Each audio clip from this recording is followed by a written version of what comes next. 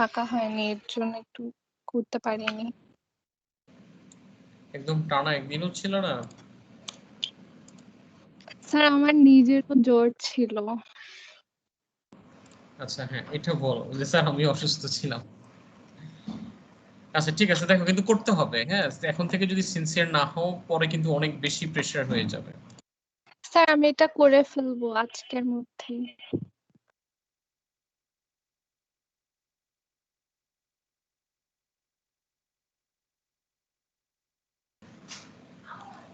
সবাই কোয়েশ্চেন 8 একটু মনোযোগ দাও। 8 নাম্বার কোয়েশ্চেনটা এখানে আসলে খুব ডিফিকাল্ট একটা ম্যাথস। ডিফিকাল্ট না, একটু ট্রিকি অ্যাকচুয়ালি, ট্রিকি আর কিছুই না। নাম্বার 9ও এখানে ট্রিকি, কিন্তু নাম্বার 9 এর মতো ম্যাথস আমরা অ্যাকচুয়ালি পার্ট 1 এ করে ফেলছি, এই জন্য নাম্বার 9 খুব সহজে পারার কথা।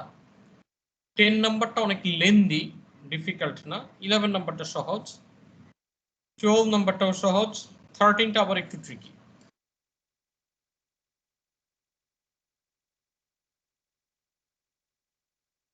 এইট নাম্বারটা সবাই একটু কোয়েশ্চেনটা খুব মনোযোগ দিয়ে পড়ো, আমি এটা সলভ করে দিচ্ছি। স্যার পেজ নাম্বারটা কত?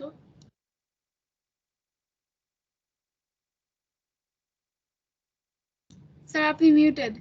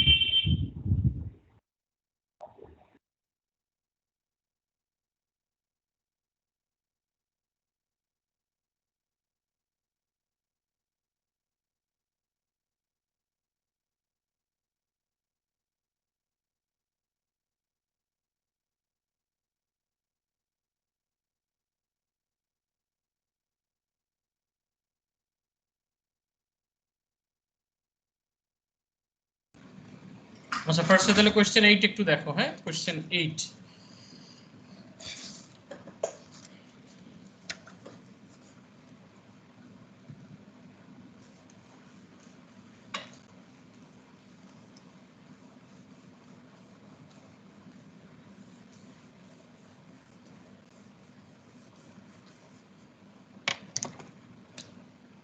কোয়েশ্চেন নাম্বার 8 অ্যাকচুয়ালি যেটা দুইটা পার্ট এখানে বলছে particle P starts from rest at the point A and travels in a straight line coming to rest again after 10 seconds. The velocity time graph for P consists of two straight line segments. দেখো এখানে যে ফিগারটা দিয়ে দেওয়া আছে এটা particle P এর জন্য দেওয়া। Particle Q starts from rest at A at the same instant as P. এই যে সেম ইনস্ট্যান্ট কথাটা বলা মানে কিন্তু তারা একই টাইমে স্টার্ট করে and travels along the same straight line as P. The velocity of Q is given by V equals to এত। Q এর জন্য ভেলোসিটির যে ইকুয়েশন সেটা দেওয়া আছে। For 0 to 10 second, the displacement from A of P and Q are the same point T equals to 10. এখানে P এর জন্য যে ভেলোসিটি টাইম গ্রাফ সেটা হচ্ছে এরকম, যেটা হচ্ছে 10 সেকেন্ড এই বরাবর, এটা 5 সেকেন্ড, এটা 0, এটা v, এটা t সেকেন্ডে দিয়ে দেওয়া আছে। Show that the greatest velocity of P during its motion is 10 meter per second. Greatest velocity বলতে এটা যেহেতু ভেলোসিটি টাইম গ্রাফ P এর জন্য, তাহলে এই ভেলোসিটিটাই হচ্ছে এটা গ্রেটেস্ট ভেলোসিটি। এই ভেলোসিটিটা 10 এটা শো করতে বলছে, তার মানে অ্যাকচুয়ালি এই ভেলোসিটিটা তোমার বের করতে হবে। এটার জন্য ইনফরমেশন কি বলছে যে 10 সেকেন্ড পর্যন্ত বি যতটুকু ডিসটেন্স কভার করে 10 সেকেন্ডে কিউ ঠিক ততটুকু ডিসটেন্সই কভার করে। এখন p এর জন্য যদি তুমি ডিসটেন্স বের করো, এটা ভেলোসিটি টাইম গ্রাফ। এই ভেলোসিটি টাইম গ্রাফে এই জিনিসটাকে যদি v দিয়ে ডিনোট করি, তাহলে এটা ডিসপ্লেসমেন্ট মানে তার এরিয়াটা অ্যাকচুয়ালি কতটুকু আসবে? এরিয়াটা অ্যাকচুয়ালি আসবে হাফ ইনটু বেস। বেস কত? 10 - 0 10। হাইট কত? হাইট হচ্ছে এটা, হাইট হচ্ছে v, half into 10 into v। তার মানে অ্যানসার ইজ 5v। এই v এর ভ্যালুটা বের করাটাই অ্যাকচুয়ালি টার্গেট। আর কিউর জন্য যে ইনফরমেশন, এটা p এর জন্য, হ্যাঁ কিউর জন্য বলছে ভেলোসিটির একটা ইকুয়েশন দেওয়া। কত দেওয়া? 3t - 0.3t square, 3t - 0.3t square. Velocity থেকে যদি আমাদেরকে ডিসপ্লেসমেন্ট আনতে হয়, তাহলে আমরা জানি যে এটাকে ইন্টিগ্রেট করতে হবে। টাইমিং কতটুকু? 0 থেকে 10 সেকেন্ড। সো এটাকে 0 থেকে 10 পর্যন্ত ডিরেক্টলি ইন্টিগ্রেট করো, 3t - 0.3t স্কয়ার dt। তার মানে 3t square by 2 0.3 t cube by 3, range 0 to 10। তার মানে 3/2, t এর জায়গায় 10 বসাও, 10 স্কয়ার 0.3/3 10 কিউব। 0 বসালে এটাও 0 এটাও 0, 0টা আলাদাভাবে বসালাম না। এবার ক্যালকুলেটর প্রেস করো। 3/2 মানে 1.5 into 100 150, একটা answer 150 minus 0.3 divided by 3 1/10 into 1000 100 that means 50. So 0 থেকে 10 সেকেন্ডে q 50 মিটার ক্রস করে। এই দুটোর মধ্যে displacement same, so 5v equals to 50। এখান থেকে v equals to 10 metre per second. এটাই তোমাকে শো করতে বলছি, শো হয়ে গেল। ঠিক আছে, এটা বুঝতে কারো কোনো প্রবলেম আছে? বুঝাই দেওয়ার পরে জিনিসটা খুব ইজি লাগার কথা। সেকেন্ড পার্ট বলছে find the value of t in the interval 0 to 5 for which the acceleration of q is the same as the acceleration of p। t এর ভ্যালু বের করতে বলছে 0 to 5 সেকেন্ডের জন্য, যখন q এর অ্যাক্সিলারেশন আর p এর অ্যাক্সিলারেশন সেম। তাহলে p এর অ্যাক্সিলারেশন সেম, এটা তো আমি জানি না। p এর জন্য অ্যাক্সিলারেশন অ্যাকচুয়ালি কত হবে? p এর জন্য যদি তুমি অ্যাক্সিলারেশন বের করো, এটা হচ্ছে v, এটা হচ্ছে 5, মানে y2 minus y1 divided by x2 minus x1। velocity time graph gradient represents acceleration, so v divided by 5। R q এর জন্য যদি অ্যাক্সিলারেশন বের করি, এটা হচ্ছে p এর জন্য অ্যাক্সিলারেশন, হ্যাঁ q এর অ্যাক্সিলারেশন কি হবে? ডিফারেন্সিয়েট করলে q অ্যাক্সিলারেশন আসবে d of dt 3t minus 0.3t square. তার মানে 3 minus 0.3 into 2t, 3 minus 0.6t। তার মানে t এর যে ভ্যালুটা জানার কথা, সেটাই আমাদেরকে অ্যাকচুয়ালি বের করতে বলছে। এখন এই p এর জন্য v by 5, এটার acceleration of p অ্যাকচুয়ালি বের করে নি। acceleration of p হচ্ছে v by 5, আর এই v এর ভ্যালু আমি বের করছি। v কত বের করছি? v 10 বের করছি। 10 by 5 means 2। এই দুইটার acceleration same, acceleration of p equals to acceleration of q, so 2 equals to 3 minus 0.60, so 2 minus 3 equals to 0.60, t equals to 1 by 0.6, 1 divided by 0.6, 1.67, t equals to 1.67 second। যার problem ছিল সে বুঝতে পারছো। Number 8, আর কারো problem আছে number 8 এ? 8 এ আর problem নাই। এরপরে 10।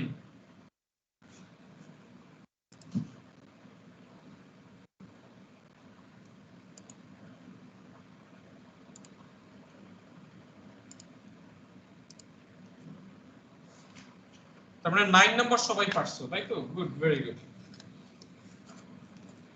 রাইমা বুঝছো তো অঙ্কটা? রাইমা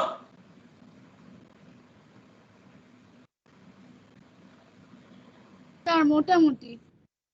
আচ্ছা বলো কোথায় বুঝো নাই? তোমার স্যার ফার্স্ট আমি ক্লাস। পারবো হয়তো ট্রাই করলে। আচ্ছা কিন্তু তারপরও যখন আমরা লেকচারটা দেই তখন কোনো কিছু না বুঝলে আমাকে বলতে হবে, কারণ তুমি তো ক্লাসের একদম মনে করো এই টপিকের একদম এন্ডে চলে আসছি আমরা।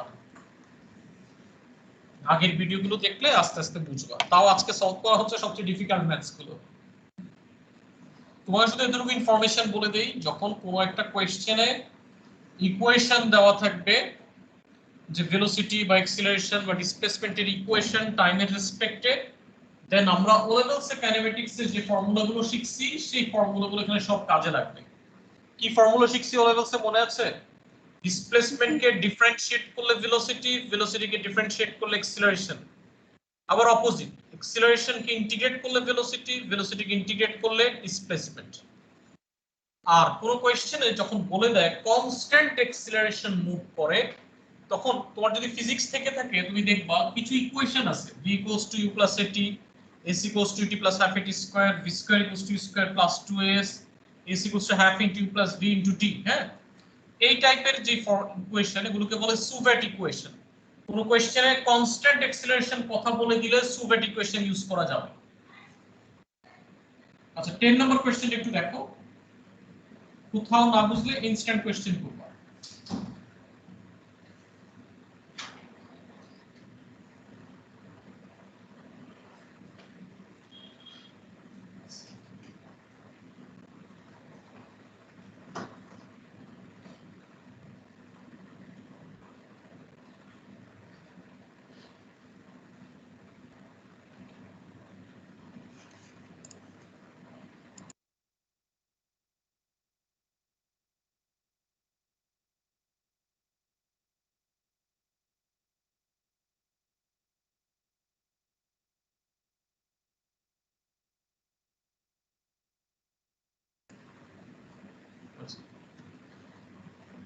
এখন দেখো কি বলছে, an object p travels from a to b in a time of 18 seconds।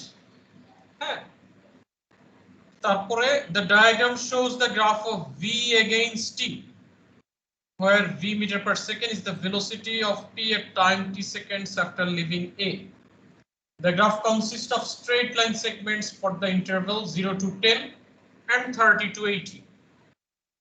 The curved section whose equation is velocity equals to v equals to 0.01 t square plus 0.5 t minus 1. Find the maximum velocity of p. First এখানে দেখো এটা একটা straight line, এটা একটা straight line, আর এই পোরশনটা একটা curve. Maximum velocity, আমরা অ্যাক্সিলারেশনের ডেফিনিশনটা জানি তাই না, rate of change of velocity. তার মানে ম্যাক্সিমাম ভেলোসিটি মানে আর এখানে ভেলোসিটির কোনো চেঞ্জ হচ্ছে না, কনস্ট্যান্ট ভেলোসিটিতে মুভ করে। সো ম্যাক্সিমাম বলা মানেই হচ্ছে তার অ্যাক্সিলারেশন 0। আর আমরা যদি ডিফারেন্সিয়েশনের কনসেপ্টটাও জানি যে ম্যাক্সিমাম মিনিমাম বললে এটাকে ডিফারেন্সিয়েট করে এটা ইকুয়ালস টু 0 করে দেব। সো ফার্স্টে এটাকে ডিফারেন্সিয়েট করি, dv by dt equals to minus 0.01 into 2t plus 0.5, 1 K differentiate করলে 0, যেহেতু ম্যাক্সিমাম ভেলোসিটি সো অ্যাক্সিলারেশন 0, এটাকে ডিফারেন্সিয়েট করে অ্যাক্সিলারেশন পেয়ে গেছি ইকুয়ালস টু 0। এটাকে সলভ করি, minus 0.02t equals to minus 0.5, so t equals to 0.5 divided by 0.02, 0.5 divided by 0.02 calculator চাপলে কত আসে? 0.5 divided by 0.02, 25. T equals to 25 second. So t এর value 25। Maximum velocity of p, এখন আমার বের করতে বলছে কিন্তু ভেলোসিটি, আমরা বের করছি টাইম। তাহলে এই টাইমের ভেলোসিটি কত খুব ইজিলি বের করা যায়, এই ভেলোসিটি এখানে বসায় দাও যে 25 সেকেন্ডে ভেলোসিটি কত, -0.01 into 25 square plus 0.5 into 25 minus 1. এটা minus 0.01 multiplied by 25 square plus 0.5 into 25 minus 1. 21 by 4 মানে 5.25 মিটার পার সেকেন্ড। এটা বুঝছো রাইমা? জি স্যার। আচ্ছা, এটা কত নাম্বার জানি করলাম আমরা? Number 10, 5.25 metre per second. হ্যাঁ, এবার আসো এটার second part, the distance AB. এই অঙ্কটাতে 13 মার্ক, অনেক লেন্দি একটা ম্যাথস। ডিসটেন্স আমরা এখানে জানি এটা ভেলোসিটি টাইম গ্রাফ, তার মানে এটার এরিয়া বের করলেই তার ডিসটেন্স চলে আসে। কোশ্চেনটা শুনতে অনেক সহজ যে এরিয়া বের করলেই ডিসটেন্স চলে আসে, কিন্তু এটার এরিয়াটা ডাইরেক্টলি তুমি বের করতে পারবে না, কারণ এখান থেকে এটা হচ্ছে একটা স্ট্রেট লাইন, তার মানে এটা ট্রায়াঙ্গেল, এই ট্রায়াঙ্গেল এটা বের করতে হবে। এখান থেকে এটা একটা কার্ভ, সো 10 থেকে 30 পর্যন্ত এটাকে ইন্টিগ্রেট করতে হবে, আবার 30 থেকে 80 পর্যন্ত আবার একটা স্ট্রেট লাইন, তার মানে এটাকে আবার ট্রায়াঙ্গেল এরিয়া বের করতে হবে। ট্রায়াঙ্গেল এরিয়া যে তুমি বের করবা, এই ট্রায়াঙ্গেলের এটা হচ্ছে বেস, বেস কত 10, হাইট কত, এই বরাবর যে হাইট এটা আমার জানা নাই। সো ফার্স্ট কাজ হচ্ছে হাইটটা বের করা, যে এই হাইটটা কত। আমি যদি এটাকে v দিয়ে ডিনোট করি, সাপোজ এটা হচ্ছে v, তাহলে এটার যে এক্সিলারেশন এটা চাইলেই আমি বের করতে পারি, ঠিক আছে?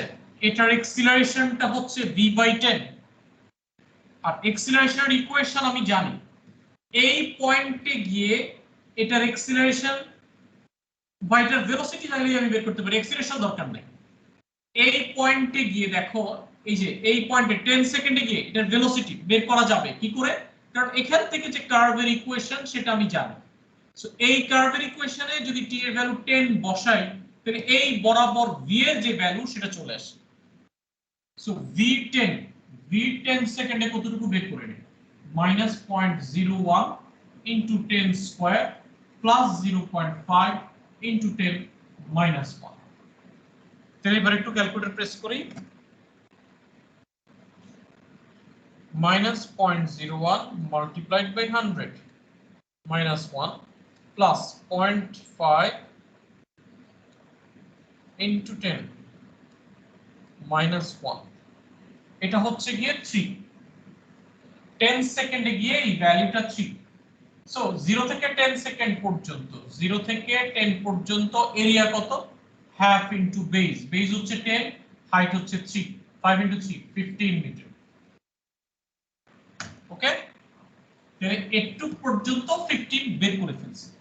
এবার 10 থেকে 30, 10 থেকে 30 এর জন্য ডিসটেন্স, যে 10 থেকে 30 এই ইকুয়েশনকে ইন্টিগ্রেট করো। ইকুয়েশন কোনটা, velocity, -0.01 t square plus 0.5 t minus 1 dt। So ইন্টিগ্রেশনটা -0.01 into t cube by 3 plus 0.5 t square by 2 minus t, 10 থেকে 30। এবার ক্যালকুলেটর, এত বড় ক্যালকুলেশন করতে পারবে না, এটা ক্যালকুলেশন করবা, হ্যাঁ এটা আমি করলাম না। 10 একবার 30 বসাবো, একবার 10 বসাবো, এই রেজাল্টটা আসবে। দেন 0 থেকে 10 সেকেন্ড পর্যন্ত এরিয়া জানি, 10 থেকে 30 সেকেন্ড পর্যন্ত এটার অ্যানসার। এবার আবার 30 থেকে 80, 30 থেকে 80। এবার আবার দেখো, বেস হচ্ছে 80 minus 30 50, আবার এই হাইটটা আমার জানা নেই। আবার এই বরাবর ভেলোসিটির ইকুয়েশনে যদি 30 বসায় দেই, তাহলে এই বরাবর যে হাইট সেটা চলে আসে। সো আবার এখানে v30 বের করো, -0.01 into 30 square plus 0.5 into 30 minus 1। এটা আবার ক্যালকুলেটর চাপো, -0.01 into 30 square minus 9 plus 0.5 into 30 minus 1, 5। এটা হচ্ছে গিয়ে 5। তাহলে এবার আবার তার ডিসটেন্স এরিয়াটা কতটুকু আসবে হাফ ইনটু বেস বেস হচ্ছে 80 - 30 দ্যাট মিন্স 50 হাইট হচ্ছে 5 সো 2 ইনটু 25 25 ইনটু 5 125 এবার টোটাল ডিসটেন্স তাহলে কতটুকু আসবে টোটাল ডিসটেন্স এই যে 3 প্লাস এই অ্যানসার প্লাস 125 এবারে সবগুলোকে প্লাস করে দাও টোটাল ডিসটেন্সটা চলে আসবে ঠিক আছে দেখো এতটুকু বুঝতে কারো প্রবলেম হয় কিনা ভিডিওটা নিলে অনেক লেন্দি হয়ে যাবে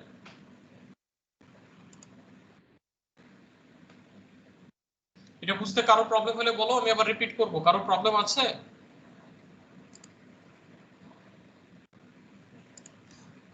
নাই